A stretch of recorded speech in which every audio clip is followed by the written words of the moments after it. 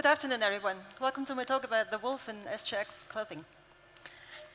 My name is just introduced. This is Marion. Hello, this is me here for you on the right side of the screen. I recently moved to Portland, Oregon to start my work as a security researcher with Intel. And one of the areas I'm focusing on there is a technology called SGX, which is a short for software guard extensions. So, what am I going to be speaking about today? Oh, first of all, since I work for a big corporation, of course, there's legal disclaimers that I have to tell you that the information presented and opinions expressed are solely the responsibility of myself and don't represent the views of current, previous, or future employer. Also, I'm not here to advertise or devalue any current or future technology. Furthermore, I have some private disclaimers. I just recently started work at Intel, and this is a new topic for me. I'm not a software developer, exploit writer, shellcode specialist, cryptographer, and neither, please respect that I'm not a specialist in CPU bugs or cache side channels, so I will not be able to answer any questions on that subject. But yes, needless to say, it's interesting times to work at Intel. Intel has a lot of interesting technologies, and one of those is SGX. Now, how did I get to this topic of mine today? A long time ago, I was a young researcher. I was working in antivirus and later on in threat detection. That was about 2013, 2014 that Intel published news about their new technology to protect software in memory. And back then, security research got hiccups over hardware-protected software that no one else on the system can actually inspect. Because this is one of the principles of threat detection. We want to inspect things, or researchers want to inspect things and want to detect threats in binaries on disk or in memory or in network traffic. And SGX is preventing most of these techniques, or at least that's what people thought of back then. But let me start over. Sorry, so what I was going to be speaking about today was my experiments of how to port actual malware or an actual threat into SGX to show how feasible is that, how possible is that, what problems arise through this tactic for threat detection, why would that be feasible, or why would it not be feasible? First of all, though, let me introduce SGX to you. Prior to this presentation, I had some questions about what is SGX, what does it entail, and therefore I've prepared my first demo. I promised today to show my pet enclaves. One of those pet enclaves is called Francis. Francis is my very first own SGX application. Francis doesn't do a lot. Francis can catch bones and can encrypt bones and store those bones on disk, like catch a bone and dig it somewhere so that no one else can find it or decrypt it. Now, the first demo, as promised, will be Francis. And let's have a look what Francis does.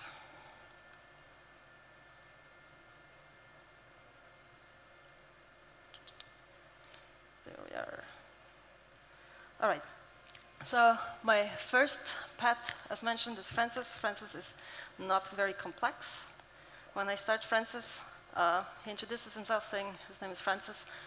He's a pet enclave and he wags his tail, and if I don't give him a bone to dig, he has a very, very sad puppy face. Francis is a very simple SGX application, which is the clear text untrusted part of the SGX application, but it also entails an encrypted enclave, so an encrypted enclave which is loaded at runtime and is uninspectable in memory as promised before. So, in our case here, Francis expects us to give him a bone. So we'll load him again and say, here is your bone. So Francis now has a bone. Again, Francis starts, wags his tail. Then, in a few seconds, he's very, very happy because he got a bone. Then he seals the bone, saves it on disk, and is ready again.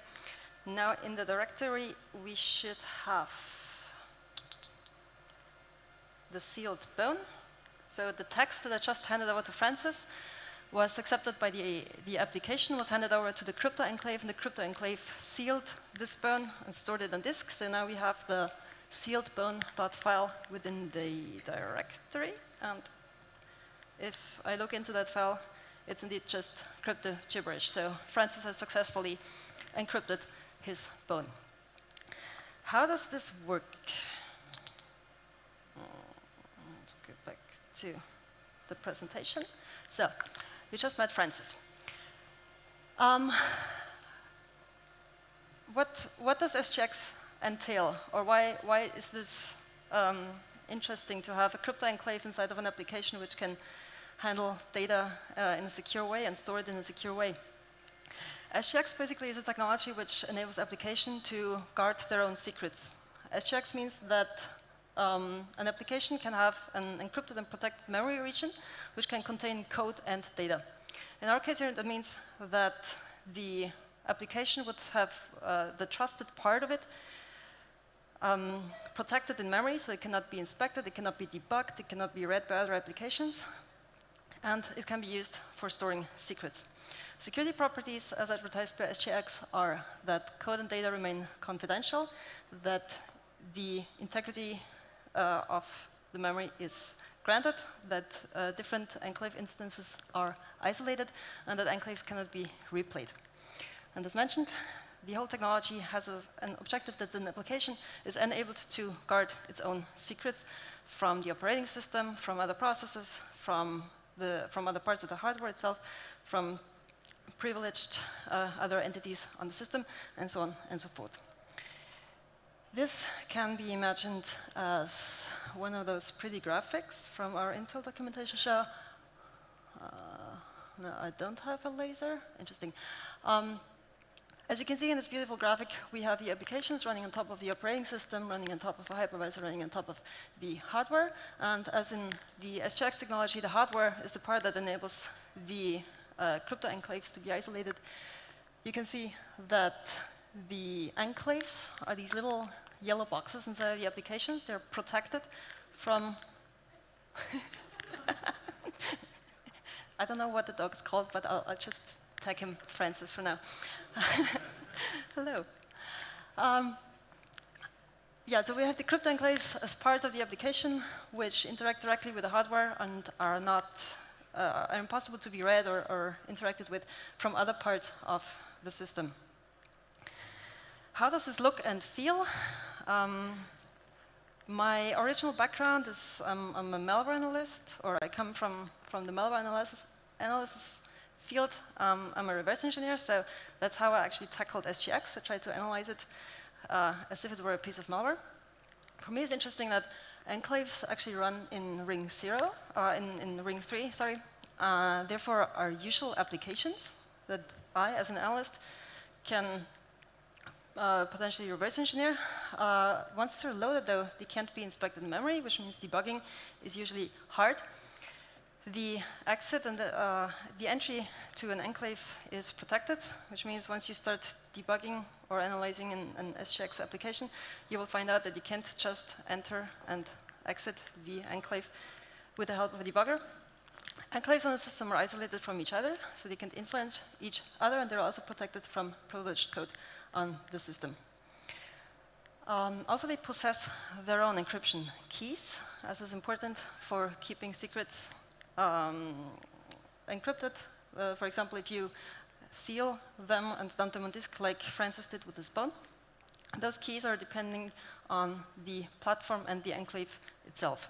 This also means that data encrypted by one enclave cannot be touched by a different enclave on the same system or by the same enclave on a different hardware platform.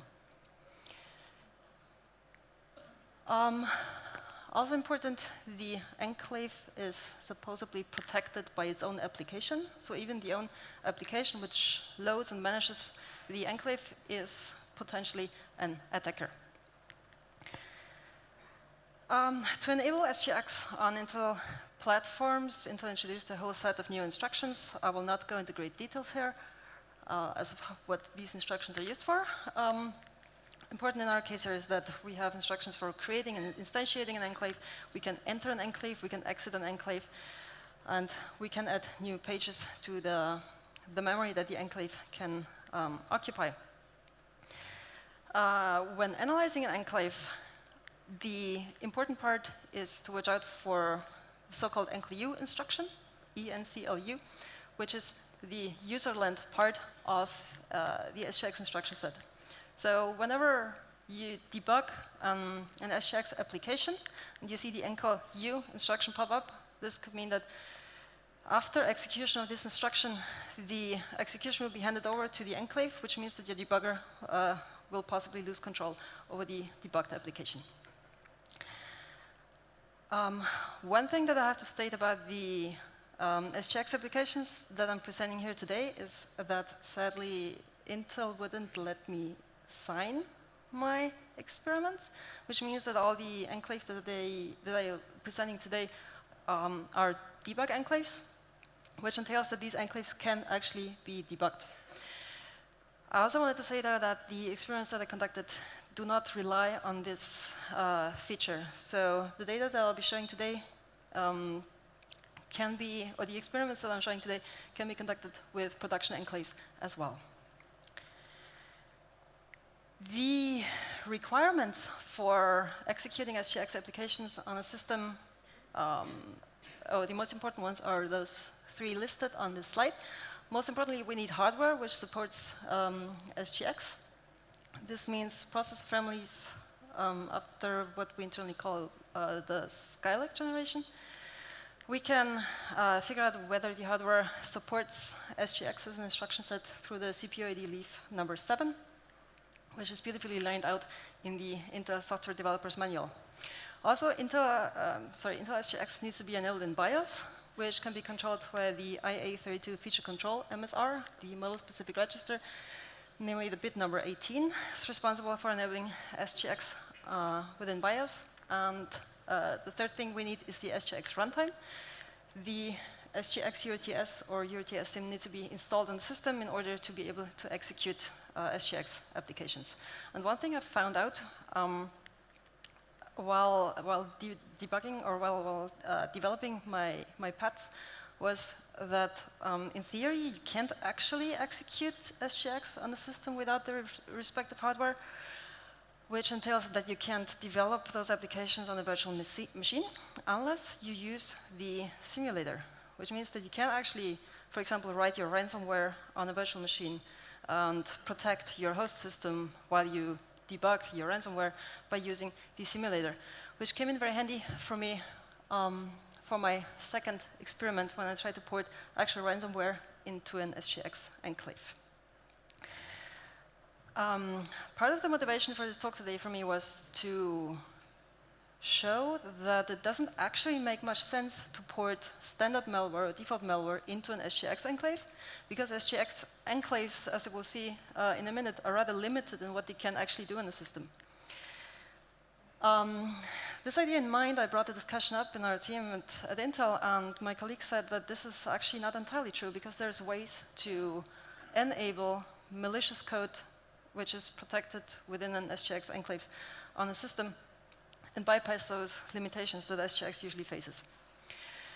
So the main components of this talk are, for once, a piece of malware which is limited through the limitations of SGX, which is now going to be my demo number 2, which I called George. George is a piece of ransomware which acts from within a crypto enclave.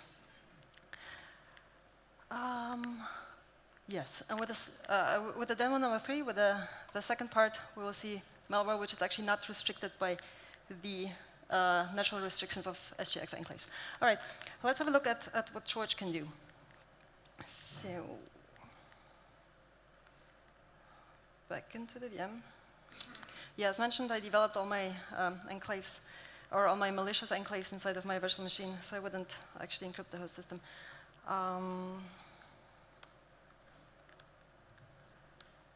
So here's George. George is a valid ransomware. It's mostly, I tried to stick to the traditional ransomware coding standards and copy-pasted most of its code from the internet. I've prepared a test directory here in my home folder. It's called test here, and it includes some directories out of the Python installation. So we have include files. Here we see lots of header files in there. If I show the content of, let's see, let's take the node header. You can see this is actual clear text. So it's a valid Python header file. It's all text. And now if I go on and execute my ransomware, I will execute George, and George will go on to enumerate those directories within the test tier and will encrypt all the files that are lying in there. And afterwards, we can have a look at the ransom notes, which will say that we have to pay lots of money to get our files back, like ransomware usually does. So let's see, I'll execute George.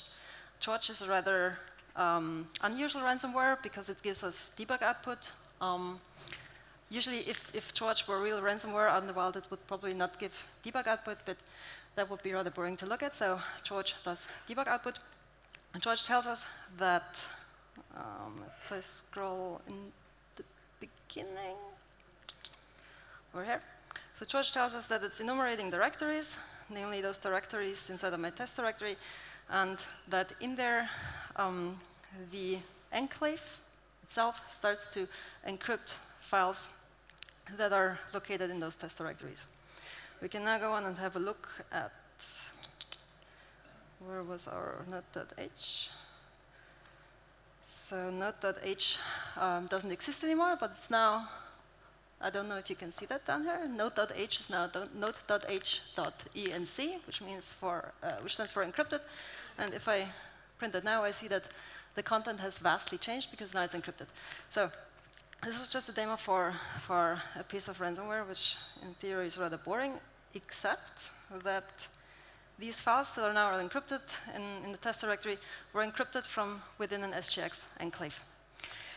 Now, let's have a look at how this works and why this works, and why this is fascinating, and why this is actually a bad idea if we were real ransomware authors. How did I implement that? How is the layout of the SGX application? So we have three parts, as with every SGX application. We have the application part, which is the untrusted part, the clear text application, which can be inspected. We have the crypto enclave, which is protected by the memory encryption engine. It's not inspectable. You can't dump it. You can't debug it. And we have helper functions, which help us forward data into the SGX enclave and return data from the enclave and help the enclave access functionality within the application part. This would look as follows. So as promised, we have the enclave, and this pink color looks amazing on that screen.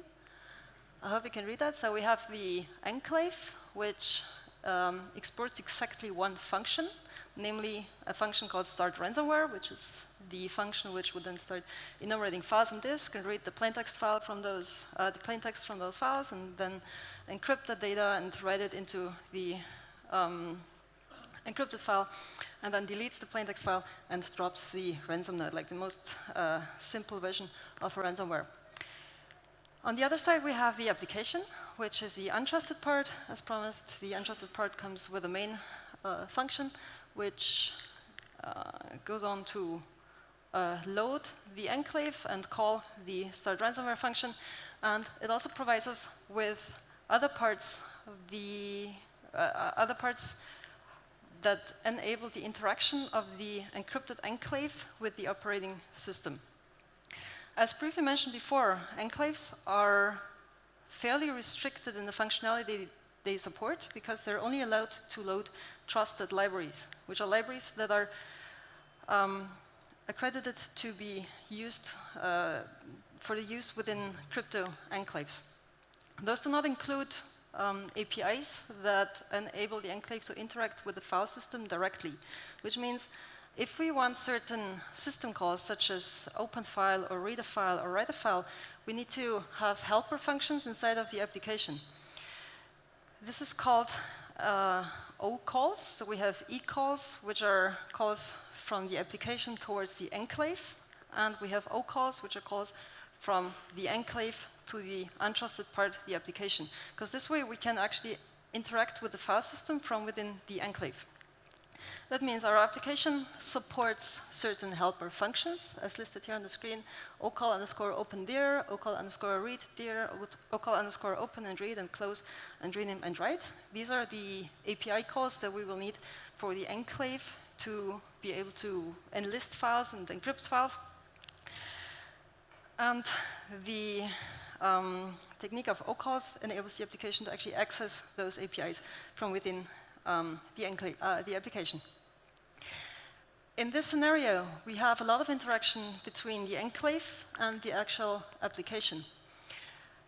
The point here being, of why I think that this is a bad idea for a ransomware author, is that the interaction with the application is visible and can be seen by the operating system. And more importantly, a reverse engineer could go on to analyze the application, so the untrusted part, and figure out which functionality the application provides to the crypto enclave. In practice, how is this implemented? The interaction between an enclave and its application part is defined in the EDL file, the Enclave Definition file.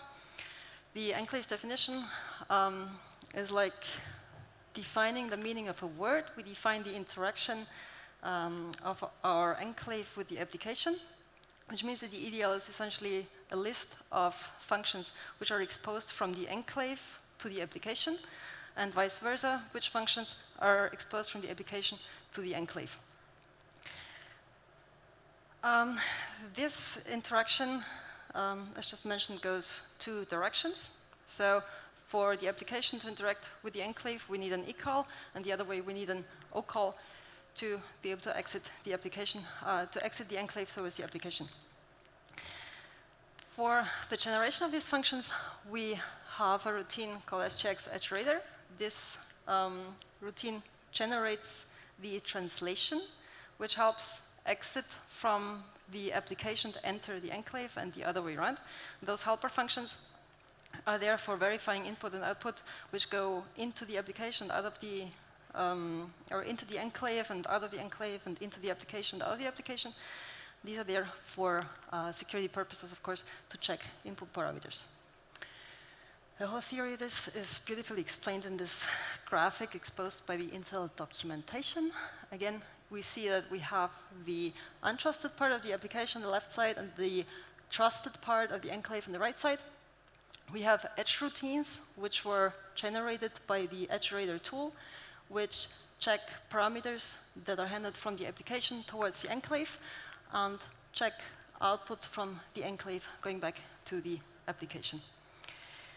This means that for once, for a very little enclave with very little functionality, we have a lot of code overhead which is produced. And a lot of this code is actually inspectable. A lot of this code can be analyzed by a malware analyst and can be found to be malicious. One thing, though, that I found out while writing my ransomware is that, as of recently, Intel started providing a trusted library called the Protected File System Library, which enables enclaves to write and interact with their own files in the file system. Important here to note is that enclaves are still not able to interact with files that are already present on the system, but they can create their own files on the system, which is actually very helpful when writing ransomware. The Protected File System Library is a basic subset of what we would expect from the C-file API. I've listed the functions that are present within this library on this screen. And one thing that was very convenient there is that I can actually access an API called SGX FOpenAutoKey, which will create an SGX file, which is automatically encrypted with a key derived from the enclave sealing key. So I don't even have to mess around with encryption, which in the past, like my experience with ransomware authors showed me that their biggest problem is that they don't know how to use crypto APIs. And in the case of SGX, SGX takes this, this problem from the authors and just provides an API which automatically encrypts with strong encryption. This entails, though, as mentioned, we have the untrusted part, which can interact with the normal file system and files on the disk. And we have enclaves, which can only interact with SGX files.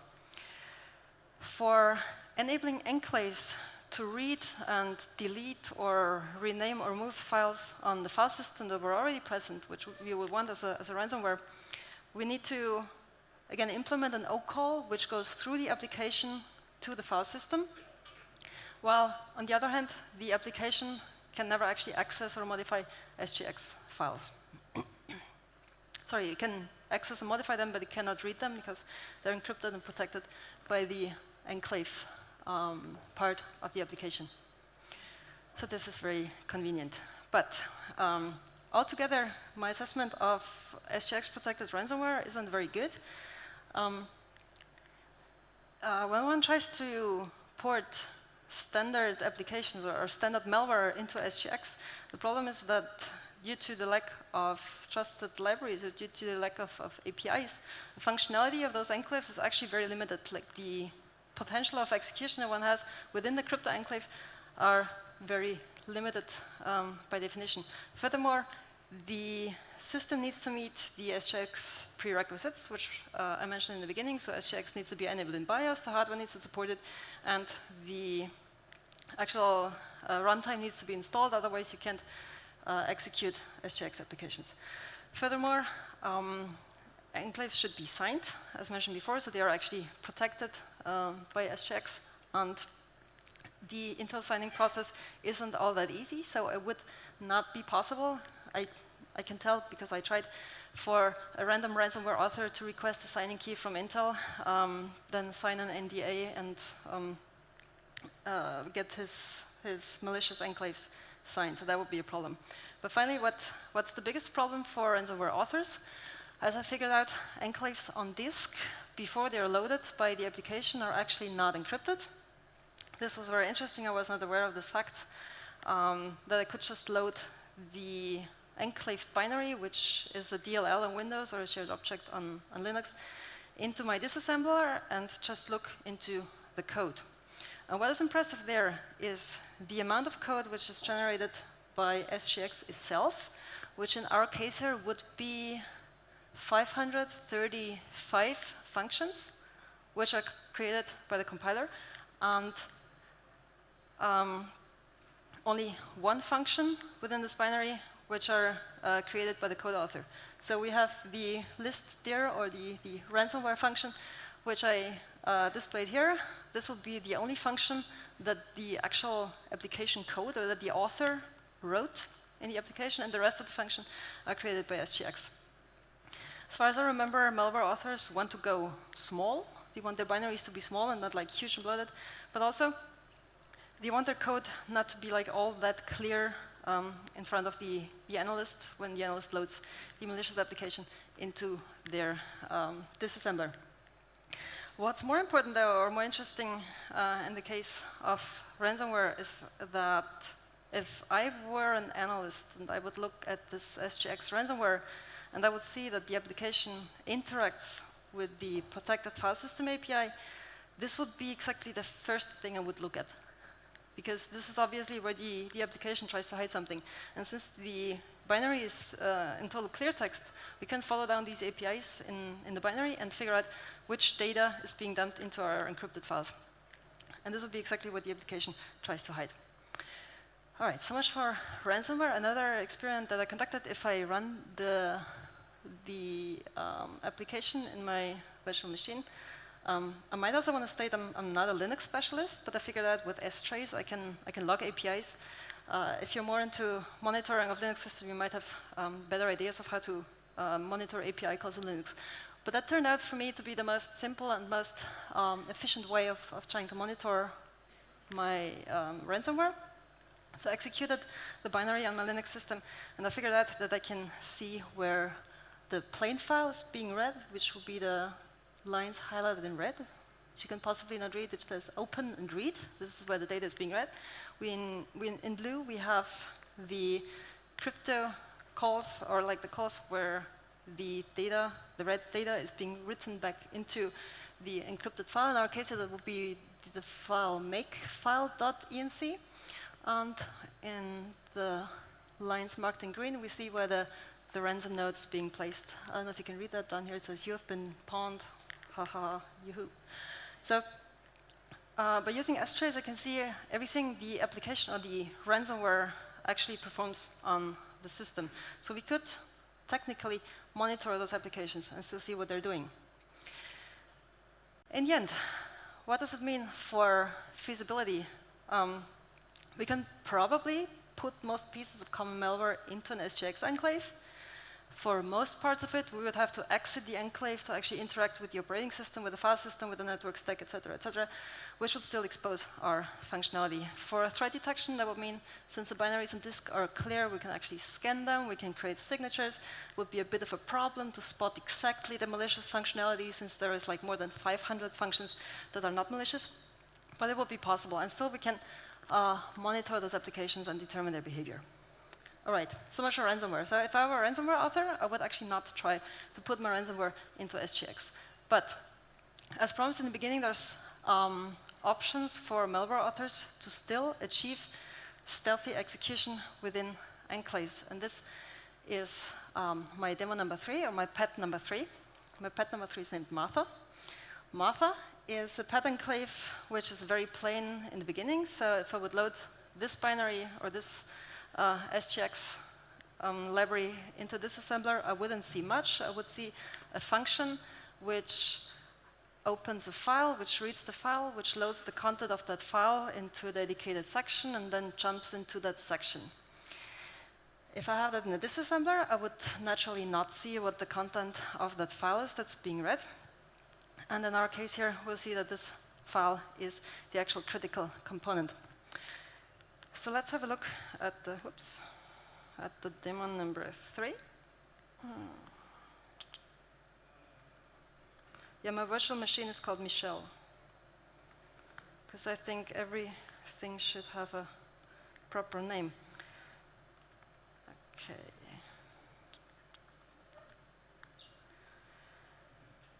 Okay, so now I'm in the directory of Martha.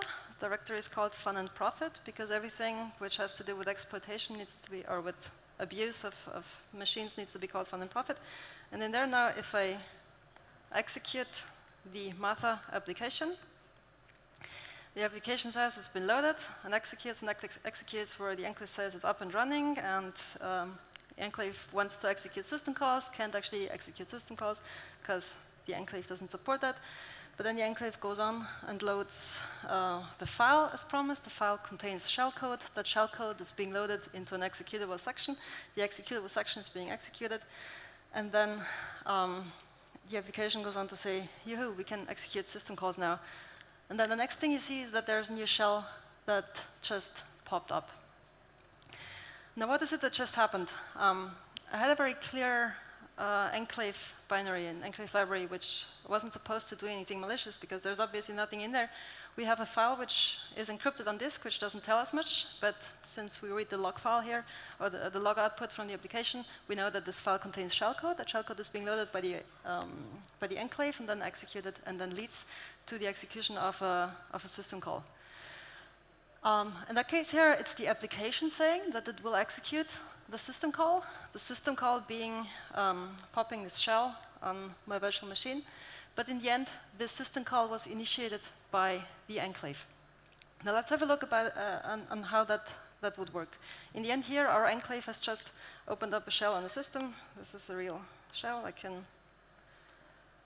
execute any command that I could execute on a usual Linux shell. All right, how did we get there? Like, why would our enclave binary be able to open up a shell? Because it's a sneaky bastard, as promised. What did I do? So the enclave, as mentioned before, is not capable of issuing a system call. It's not capable of opening a file. It's not capable of opening a shell. It's not able to do any major modification to the system it's being executed on, because the actual intent of an enclave is just to guard secrets, not to modify things. One thing there is that enclaves, once they're loaded into memory, they're encrypted and protected and everything, but they're not protected for code modification or for modification of the enclave at runtime. By the way, here's our runtime. Now, how would we achieve this? How would we deal with the functionality limitations of the enclave?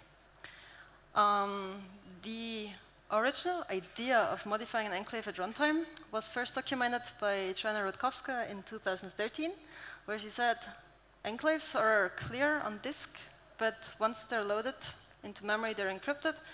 Once they're encrypted, no one can look inside what they're actually doing, and then they could change their opinion on what they want to do at runtime dynamically.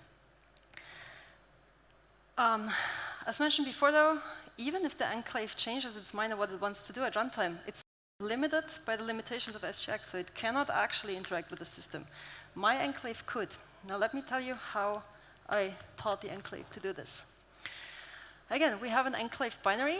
Our enclave binary can fetch and decrypt shellcode. It can copy that shellcode to an executable section. It can execute that shellcode. And then that shellcode then goes on to prepare the actual functionality that I want to add to my SGX enclave and asks the application to execute that functionality. This technique is called a system call proxy.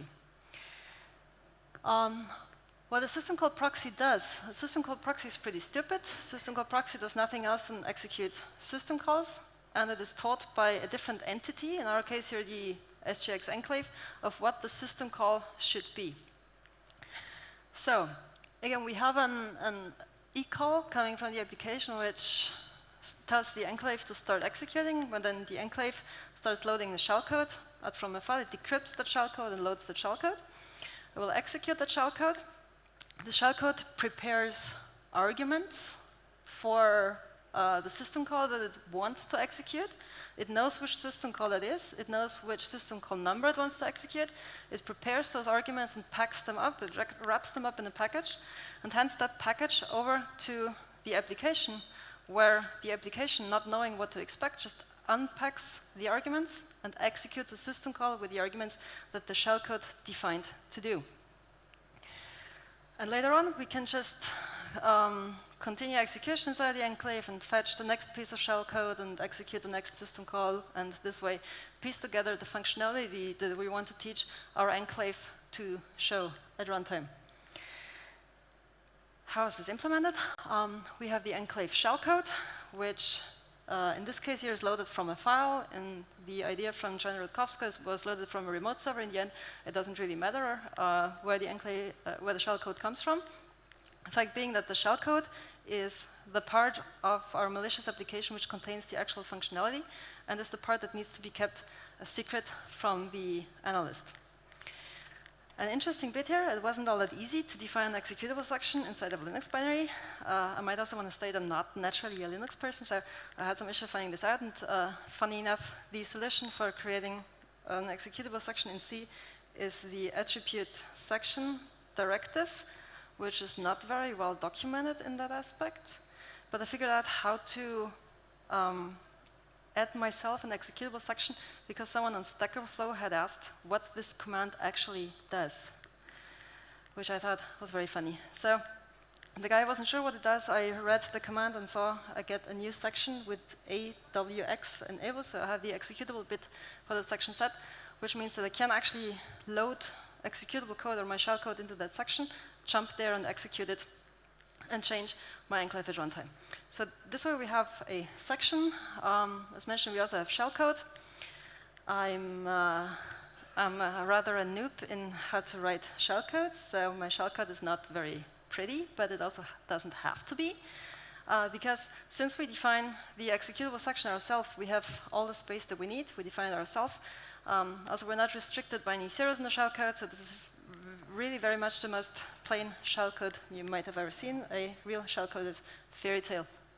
Another idea for the future to spare the executable section would be to actually implement this shellcode with return-oriented programming inside the enclave, but that's still a future to do. What do we do with this shellcode? This shellcode hands over execution to a proxy function, the proxy server inside of the application. As mentioned, enclaves can only access system calls that are provided by trusted libraries, which are very little. This way, we need the system calls to be executed by a different entity, in our case, the application, which here is called a proxy. How is this implemented? So in Linux, the system is very easy. To execute a system call, we need the system call number, and we need to place the arguments for our system call in the right order into the respective registers. So all we need to do is we need to collect those arguments, we need to pack them into a package, we need to figure out the system call number, this is what the shellcode does, and then hand this over to our proxy function, which unpacks the arguments, assigns them to the right registers, and then just executes the Syscall instruction. This can be done as follows. So, as mentioned, the client loads and executes the shellcode in our dedicated shellcode section. The shellcode is the brains of our application, so it defines what the following system call will be able to do. The shellcode marshals the arguments that the system call expects to be able to execute. And then the shellcode pivots to the actual proxy function inside of the application. Important here is that inside of an enclave, you can't actually jump to executable code outside of the enclave. So there's no way you can jump directly to the pivot function, to the proxy function, which means we need pivot functions inside of the enclave, which enable our shellcode to exit properly from the enclave through the bridge functions defined by the iterator as introduced before, and access the proxy function inside of the application code.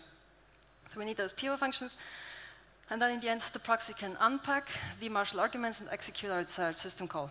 This way we get our shell from within the enclave, and the reverse engineer stays in the dark, which is the actual problem about this approach. So without getting to see the shellcode, which in the beginning lies encrypted on disk, then is loaded by the encrypted enclave and protected by encryption at all times, the reverse engineer can't actually see what the shellcode wants to do. Putting together the system call arguments is rather easy. Now all system calls on Linux have their assigned number and are fairly well documented as in which arguments they expect. So we just need to put those arguments together to be able to execute the respective system call. In our case, it was execv. We need to marshal those arguments properly and prepare the argument stack which the Syscall instruction expects to execute. In this case here, I used RIP relative addressing to find the pivot functions inside of the enclave, because the enclave layout doesn't change after the enclave is loaded. And with the help of these pivot functions, I can proxy out into the untrusted part and happily execute my system calls. The proxy function doesn't have to change much. As mentioned, it's very stupid. It just executes the Syscall instruction with the arguments it unpacks from the marshaled data. And this way I can reuse this proxy function for any system call that I want to execute from within my enclave. The proxy itself, the code is rather thin. As you can see, the proxy function expects a pointer to the input, which are the marshaled arguments. It can then unmarshal the arguments and assign them, in this case, to integers, which are the respective registers that the Syscall instruction expects. And then with this little piece of inline assembly here on the bottom of the screen, we can execute the Syscall instruction with the assigned arguments from the Marshal data we received from the enclave. And this way, all of a sudden, our enclave can do magic. Now, what does this mean? Why is this a problem that the enclave can change its behavior? This means that we can actually hide malicious software inside of a crypto enclave or protect it by a crypto enclave at runtime, so you can hide the functionality that is expected from this application. This is a problem for threat detection, since the clear shellcode is never actually seen. It's a problem for forensics and the incident response, since we can't analyze the malicious application. We don't know what it did in the past. So we see changes to the system, we see which files have been created, we have timestamps and all of that that we use in incident response, but we can't actually tell in which order of time this has happened, or which changes have been conducted by which part of our malicious applications, in case we have more than one crypto enclave. The one thing that remains the same is the security monitoring. We can still monitor API calls, but if you've ever tried in a large network to monitor all the API calls on all of your endpoints, you will figure out that this is not actually a feasible way to monitor your crypto enclaves. So finally, for threat detection changes, it remains the same as I said before. We still have pattern matching. We still can match for patterns in files on the disk. In that case, we need to have luck with the static libraries. As mentioned before, enclaves are a large part static libraries, and the malicious code isn't very easy to spot inside of those libraries, so automatic generation of patterns which match for malicious enclaves will be very hard to generate. In case of monitoring, as mentioned, we have large amounts of data. We have lots of API calls that happen in the system, and we can't actually monitor our whole network just on the basis of API calls. We can still monitor on the network perimeter, though, and see outgoing and incoming network connections. And finally, incident response and forensics. There's code which is executed in this scenario which is never inspectable. So we have the shellcode, which lies encrypted on disk or is downloaded through a encrypted protected network connection, which is loaded directly into the encrypted enclave and executed there and can't actually be seen while it's executing. And in the end, just causes the application, the untrusted part, to issue system calls. So a reverse engineer in this case would not actually see which code is being executed by the malicious application. But looking through this system, it came to my mind that a while ago I looked at a malicious binary which incorporated a scripting engine and would, through an HTTPS connection, download Lua scripts. So it had a Lua scripting engine and would download and execute those scripts. And I was facing the same problem. I had the binary, I did not have any other data on the incident, so I did not have any of those scripts, and I did not know what the application did in the past. Again, implementing an SGX-protected application, or SGX-protected malware, is rather tedious. SGX isn't a technology which can be easily understood and easily used, as opposed to, for example, a scripting engine. However, it poses a potential risk in the future for incident responders. It poses a large potential for headache for security engineers which try to investigate incidents where enclaves were used. And this could be a big challenge in the future for our kind to monitor and to investigate. All right, so the conclusion is SGX is best used for guarding secrets and shouldn't actually be used for guarding entire applications. The special interaction when implementing enclaves, the special focus should be put on the enclave interactions, like what goes into the enclave, what comes out of the enclave. This is also important for monitoring of SGX applications. The question here is what exactly we want to monitor for. Monitoring for every API call that's issued by an SGX-protected application is not feasible, but what is interesting, what's an interesting research approach in the future is to watch the behavior of SGX-protected applications over time, so to get a profile of what an SGX application usually does. And as soon as it starts changing this behavior, this is a point of where we should start thinking about investigating further. Classical threat detection is not actually affected much by the SGX technology itself. Applications can still be scanned and patterns can still be found. But where we find actual challenges is, as mentioned, forensics and incident response.